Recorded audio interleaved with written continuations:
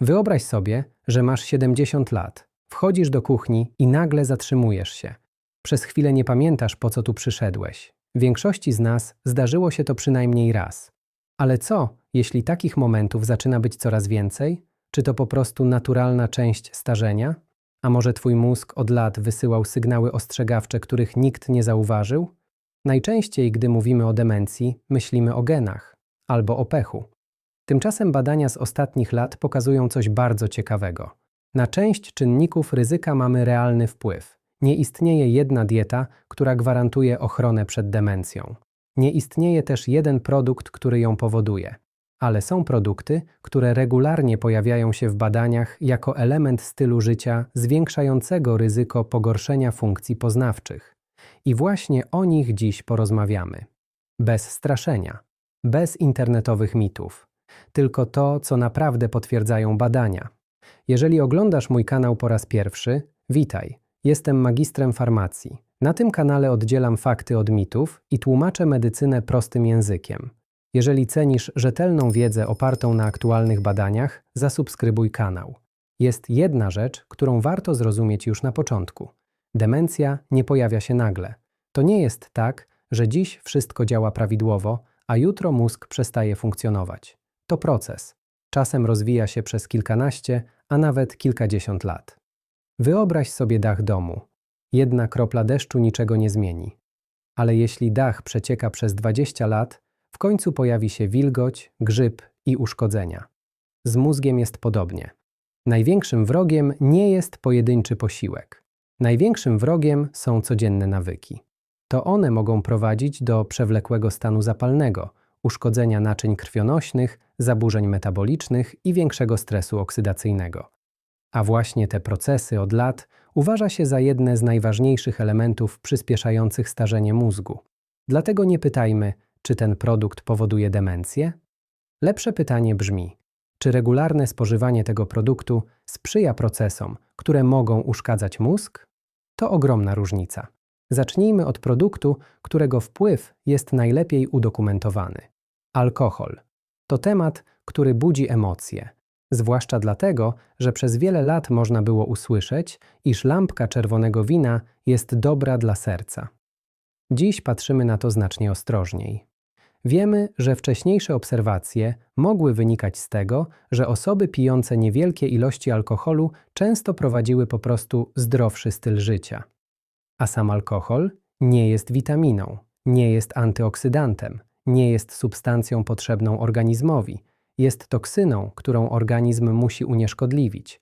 Ale największy problem nie pojawia się po jednym kieliszku. Pojawia się wtedy, gdy alkohol staje się stałym elementem życia. Kilka piw wieczorem, drink po pracy, weekendowe imprezy, przez lata. W takiej sytuacji rośnie stres oksydacyjny. Nasila się stan zapalny. Dochodzi do uszkodzeń komórek nerwowych. Dodatkowo alkohol zwiększa ryzyko nadciśnienia, zaburzeń rytmu serca i udarów. A zdrowe naczynia krwionośne są dla mózgu równie ważne jak tlen. Jest jeszcze jedna rzecz, o której mówi się zdecydowanie za rzadko. Przewlekłe picie alkoholu może prowadzić do niedoboru witaminy B1. To właśnie dlatego u osób uzależnionych obserwuje się ciężkie zaburzenia pamięci i funkcji poznawczych.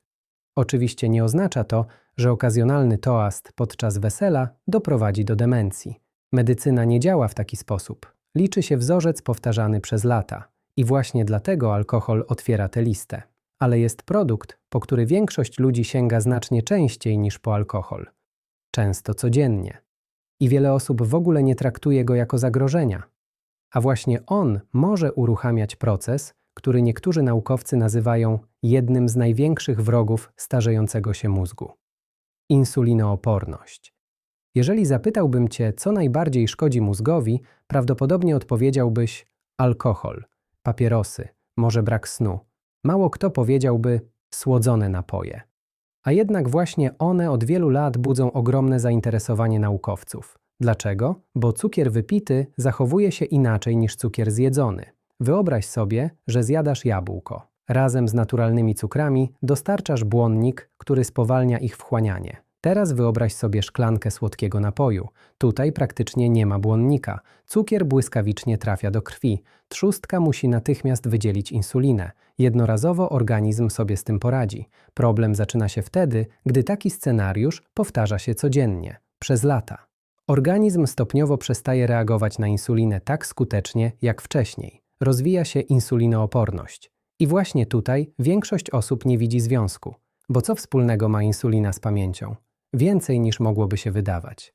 Coraz więcej badań pokazuje, że zaburzenia gospodarki glukozowej wpływają nie tylko na trzustkę, wpływają również na mózg. Przewlekle podwyższony poziom glukozy uszkadza naczynia krwionośne, zwiększa stres oksydacyjny i nasila stan zapalny. To proces, który rozwija się po cichu. Nie boli, nie daje objawów, ale z czasem może utrudniać prawidłowe funkcjonowanie komórek nerwowych. Dlatego problemem nie jest puszka coli wypita raz na miesiąc. Problemem jest codzienny nawyk. To właśnie z takich drobnych decyzji buduje się zdrowie albo choroba. Ale słodzone napoje to tylko fragment większej układanki, bo istnieje sposób odżywiania, który łączy w sobie niemal wszystkie czynniki ryzyka jednocześnie. Produkt numer 3. Żywność ultraprzetworzona. Wyobraź sobie 2 obiady. Pierwszy – pieczona ryba, kasza, surówka. Drugi – burger, frytki, słodzony napój. Oba mogą mieć podobną liczbę kalorii, ale organizm potraktuje je zupełnie inaczej. To właśnie dlatego naukowcy coraz częściej mówią nie o pojedynczych składnikach, ale o stopniu przetworzenia żywności. Żywność ultraprzetworzona to produkty stworzone głównie z rafinowanych składników, dużej ilości cukru, soli, tłuszczów oraz dodatków technologicznych. Nie chodzi o to, że każdy dodatek do żywności jest szkodliwy. To byłoby zbyt duże uproszczenie. Problem polega na tym, że takie produkty są zwykle bardzo kaloryczne, mają niewiele błonnika i łatwo prowadzą do przejadania się.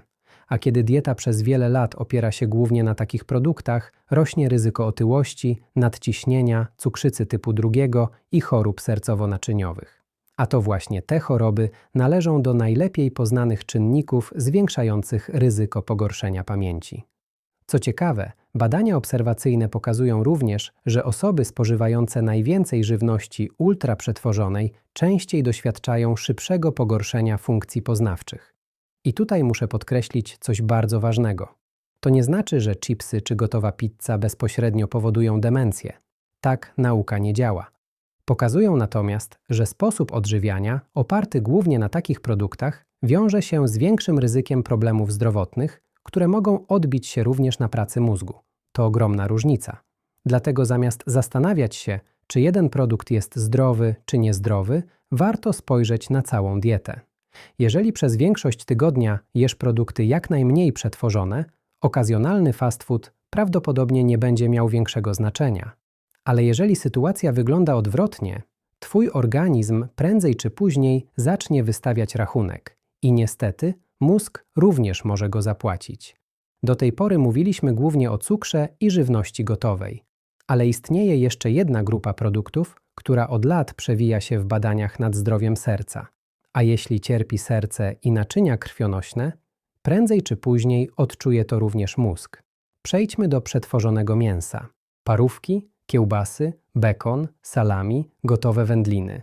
To właśnie przetworzone mięso od lat znajduje się w centrum zainteresowania naukowców. Ale od razu chcę coś wyjaśnić. Nie dlatego, że jedna kanapka z szynką powoduje demencję. To byłoby nieprawdziwe. Problem polega na czymś innym. Osoby, których dieta przez lata zawiera dużo przetworzonego mięsa, częściej chorują na nadciśnienie, miażdżycę i choroby sercowo-naczyniowe.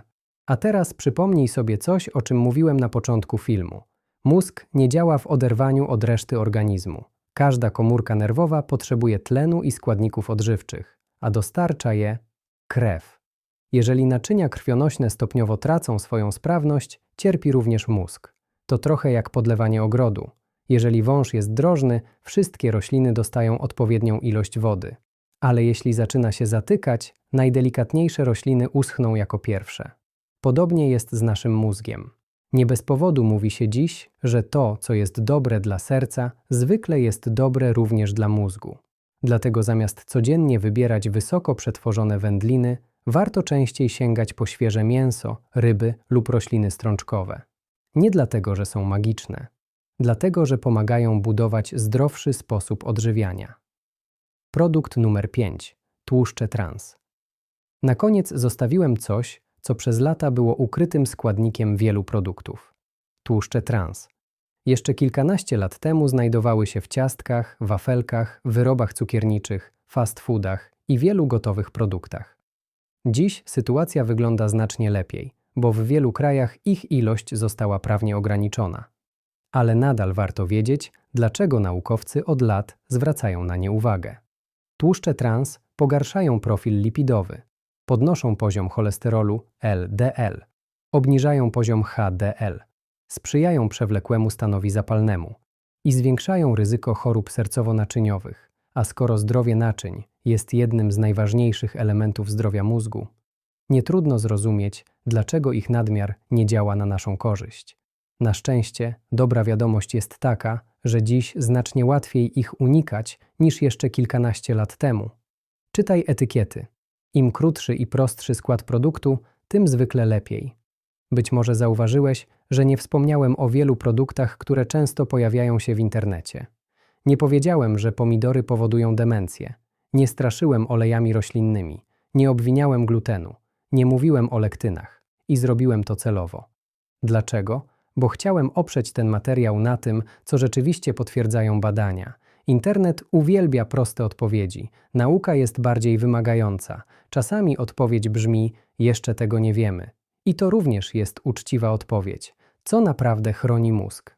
Po tym filmie ktoś może pomyśleć: dobrze, skoro tyle produktów może szkodzić, to co w takim razie jeść?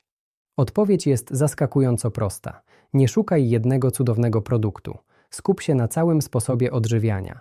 Najwięcej dowodów naukowych przemawia za dietą opartą na warzywach, owocach, pełnoziarnistych produktach zbożowych, roślinach strączkowych, orzechach, rybach oraz oliwie z oliwek. Nie dlatego, że którykolwiek z tych produktów działa jak lek, ale dlatego, że razem tworzą sposób odżywiania, który sprzyja zdrowiu naczyń, metabolizmu i całego organizmu. A właśnie z tego korzysta również mózg. Pamiętaj jednak, że dieta to tylko jeden element układanki. Regularna aktywność fizyczna, dobry sen, kontrola ciśnienia tętniczego, niepalenie papierosów, leczenie cukrzycy. To wszystko ma ogromne znaczenie.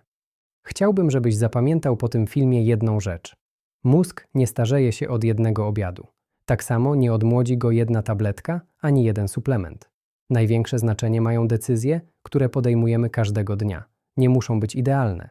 Wystarczy, że będą trochę lepsze niż wczoraj, bo właśnie z takich małych zmian powstają duże efekty po latach. Jeżeli ten materiał pomógł Ci lepiej zrozumieć, jak dieta wpływa na zdrowie mózgu, zostaw kciuk w górę i zasubskrybuj Tabletkę Wiedzy. Na tym kanale nie znajdziesz cudownych metod ani sensacyjnych nagłówków.